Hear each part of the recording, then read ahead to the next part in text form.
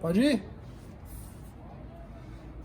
E aí, galera, hoje nós vamos fazer uma revisão sobre propriedades coligativas. Quando que o efeito coligativo acontece? Quando nós adicionamos um soluto não volátil à solução. Um exemplo, dois exemplos práticos é o que? O açúcar e o sal. Porque o que acontece, galera? Galera, vamos lembrar que é um balde com água. Tem um balde cheio de água aqui. Então, qual é a interação que está acontecendo entre as moléculas de água? Ligação de hidrogênio, as pontes de hidrogênio, não é? Mas aí você vai e pega esse balde que está com água e joga um copo de açúcar e mexe. Então, além das ligações de hidrogênios que já aconteciam, vai acontecer ligações entre a água e o açúcar. Por isso que vai ocorrer o efeito coligativo. Você vai aumentar o número de ligações e isso vai alterar a temperatura de ebulição, a pressão de vapor, beleza? As propriedades coligativas, nós estudamos a tonoscopia, que é a alteração da pressão de vapor,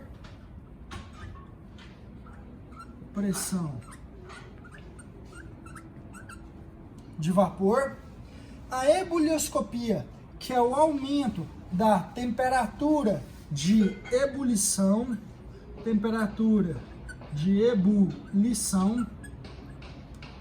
da crioscopia, que é a diminuição do temperatura de congelamento, e o efeito osmótico, que é o aumento da pressão osmótica. Então, quando nós adicionamos um soluto não volátil à solução, o que acontece? A diminuição da pressão de vapor, o aumento da temperatura de ebulição, a diminuição da temperatura de congelamento e ao aumento da pressão osmótica. Antes disso, antes de eu passar esse mais você aqui para vocês, só vou explicar uma coisinha. Galera, para ocorrer a ebulição, o que acontece? Vocês já ouviram falar que a água no Everest e a água no Rio de Janeiro fervem, entram em ebulição em uma temperatura diferente? Por quê? Para entrar em ebulição, a pressão de vapor tem que se igualar à pressão atmosférica. Ou seja, a pressão atmosférica tem que se igualar à pressão de vapor. Aí a água entra em ebulição. Só que no Rio de Janeiro, a pressão atmosférica é maior ou menor do que lá no Everest? É maior. Então, a água do Rio de Janeiro tem uma pressão atmosférica maior. Então, ela precisa de uma maior pressão de vapor para aumentar. Então, o que vai acontecer? Ela vai precisar o quê? De uma temperatura de ebulição maior para entrar em ebulição. Já no Everest, a pressão atmosférica dela é pequena. Então, com uma baixa temperatura de ebulição, você consegue fazer ela entrar em ebulição. Beleza? Então, vamos ver? No Rio de Janeiro, maior pressão atmosférica. É mais difícil você puxar ela para evaporar, porque a pressão é maior. Então, você precisa de uma temperatura de ebulição maior. No Everest, pressão atmosférica pequena. Então, para ela entrar em ebulição, uma temperatura pequena faz ela entrar em ebulição. Então, em menores pressões atmosféricas, lá na Colômbia, no Everest, a temperatura de ebulição ela é o quê? Menor. Em maiores pressões atmosféricas, no Rio de Janeiro, na praia, o que acontece? A pressão atmosférica é maior, então precisa de uma maior temperatura de ebulição. Aí você fala, professor, como é? Aí, galera, vocês vão falar, como que eu vou decorar isso para a hora do vestibular? Chegar lá, você tá nervoso, como que eu vou decorar? Mais você. O que seria o mais você? É aquele programa que passa na televisão? Não. O que acontece? Quando você adiciona aqui, ó, mais, você vai adicionar um soluto não volátil, O que vai acontecer com V? Pressão de vapor. O, osmótico, o efeito osmótico. C, de congelamento, temperatura de congelamento. E, de ebulição. Pressão de vapor, efeito osmótico, temperatura de congelamento e ebulição. Quando você adiciona o soluto não volátil, o que acontece com a pressão de vapor? Você vai vir aqui, ó, ela diminui, põe uma setinha, ela diminui. O que você vai fazer com o efeito osmótico? Ele aumenta. Temperatura de congelamento diminui. E temperatura de ebulição aumenta. Então, fácil de decorar. Propriedades coligativas, mais você. A adição do soluto não volátil diminui a minha pressão de vapor, aumenta o meu efeito osmótico, diminui a temperatura de congelamento e aumenta a minha temperatura de ebulição. Beleza? Agora nós vamos ver os gráficos. Pode parar. Ô galera, e como que cai muito em prova isso também? Através desse gráfico.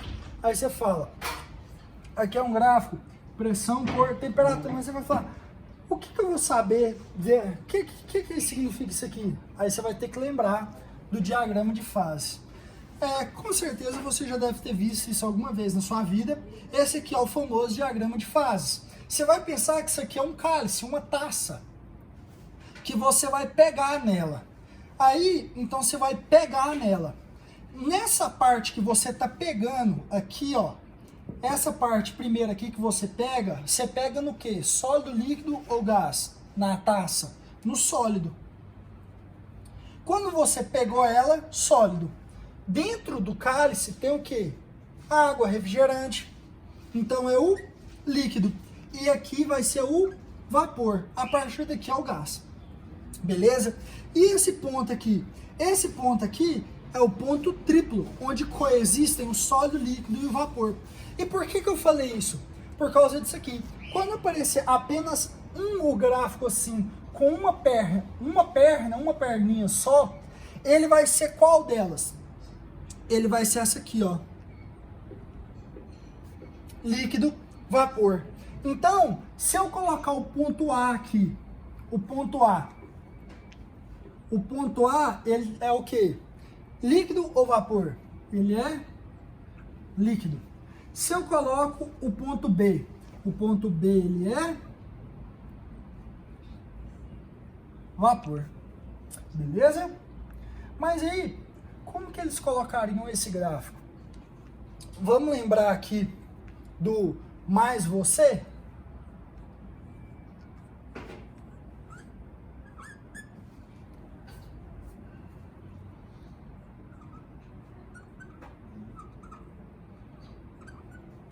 A adição do soluto não volátil diminui a pressão de vapor, aumenta o efeito osmótico, diminui a temperatura de congelamento e aumenta a temperatura de ebulição. Galera, essa aqui seria a água. Se ele comparasse o gráfico da água com a água do mar, aonde que a água do mar estaria? A água do mar estaria aqui, ó. Água, deixa eu colocar aqui. Água do mar, que contém o que? Sal, um solútil não volátil. Galera, o que acontece se você adiciona um solútil não volátil? Ele aumenta a temperatura de ebulição, não é? Vamos conferir isso? Vamos pôr uma pressão aqui de X. Nessa pressão, vamos ver aonde que vai ser a temperatura de ebulição. Olha aqui, ó, temperatura de ebulição da água, vai ser aqui, ó. E a temperatura de ebulição da água do mar, que contém sal, vai ser aqui. Olha, vamos supor que aqui ela é 100 graus. A água do mar, então, vai ser a 115. Esses valores aqui são só exemplos para você entender.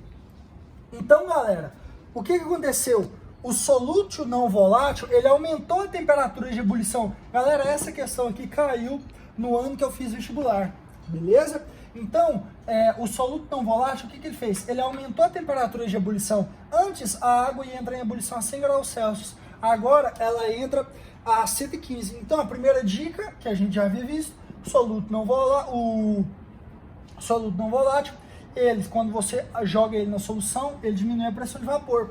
E a segunda dica nós vamos ver agora. A gasolina, galera, o álcool comum, gasolina, acetona, que a mulher usa para tirar esmalte de unha, elas evaporam mais rápido ou mais devagar que a água? Eles evaporam mais rápido, eles têm uma temperatura de ebulição menor. Galera, o gráfico da gasolina aqui, ó, da acetona, ficaria aqui, ó. Ou seja, a mesma pressão, elas entrariam em ebulição, dando um exemplo, a 80 graus Celsius. Ou seja, quando uma substância ela é volátil, ela tem uma alta pressão de vapor, beleza? Ela aumenta a pressão de vapor, tranquilo? E aí ela vai fazer o quê? Se ela tem uma alta pressão de vapor, vamos lembrar aqui, ó. Vamos lembrar aqui que para entrar em ebulição, a pressão de vapor tem que ser igual à pressão atmosférica. Se ela se é volátil e tem uma alta pressão de vapor, quer dizer que falta pouco para igualar a pressão atmosférica. Então, com uma elevação baixa da temperatura, ela já entra em ebulição. Por isso que substâncias voláteis entram em ebulição mais rápido. Beleza?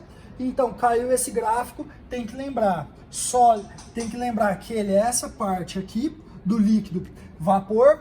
Lembrar que se a água está aqui, o que está acima da água quer dizer que é mais volátil, o que está abaixo da água quer dizer que é menos volátil. Beleza?